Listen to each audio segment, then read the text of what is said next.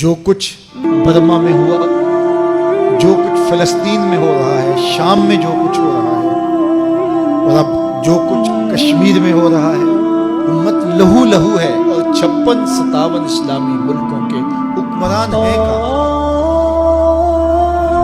کیا یہ چیخ بھی نہیں سکتے، آواز بھی نہیں اٹھا سکتے؟ گاجر مولی کی طرح اس امت کو کاٹا جا رہا ہے، انسانیت کا بہتا ہوا خون۔ کیا دنیا کے اندر امن کے ٹھیکیداروں کو نظر نہیں آتا؟ کشمیر کے اندر 1 لاکھ سے زائد لوگ شہید ہو گئے ان 17 سالوں میں، 90,000 بچے یتیم ہو گئے، 23,000 سے زائد خواتین بیوہ ہو گئی۔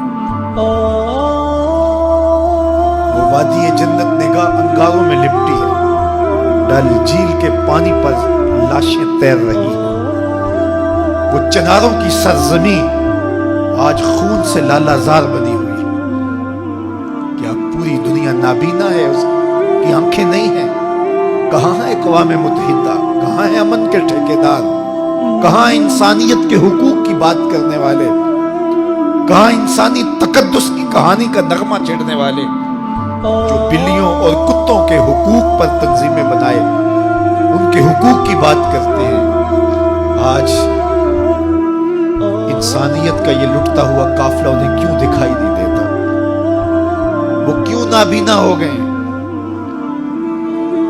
انسانی حقوق کی تنظیمیں، یہ NGOs، یہ چیخ چیخ پہ انسانیت کا نوحہ پڑھنے والے مختلف چینلوں پہ آج کہاں مر گئے ہیں؟ اور افسوس تو یہ ہے کہ 56-57 اسلامی ملکوں کے حکمران بے حس ہو گئے، انہیں کچھ دکھائی نہیں دے رہا۔ انسانیت لٹ رہی ہے، انسانیت کا جنازہ اٹھ رہا ہے۔ ثناخان تقدیس مغرب اب کہاں ہیں؟ انسانی حقوق کی بات کرنے والے اب کہاں ہیں؟ یہ خون کبھی بھی رائے گا نہیں جائے گا۔ خون جب بہتا ہے تو جم جاتا ہے اور پھر اپنے اثرات چھوڑتا ہے۔ تو اسی خون شہیدہ سے چراغاں ہوگا اور اسی سے اس امت میں بہار آئے گی۔ اللہ اس امت کو اتحاد دے، اس کو اتفاق اور یگانگت کا نور دے۔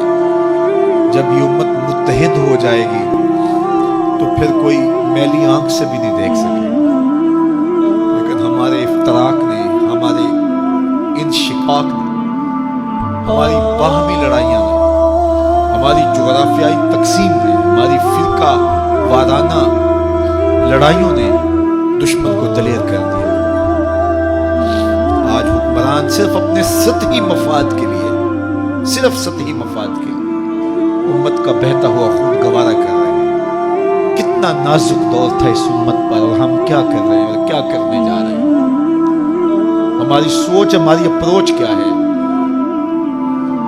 ہم اپنے انداز زندگی اور طرز معاشرت کو دیکھیں۔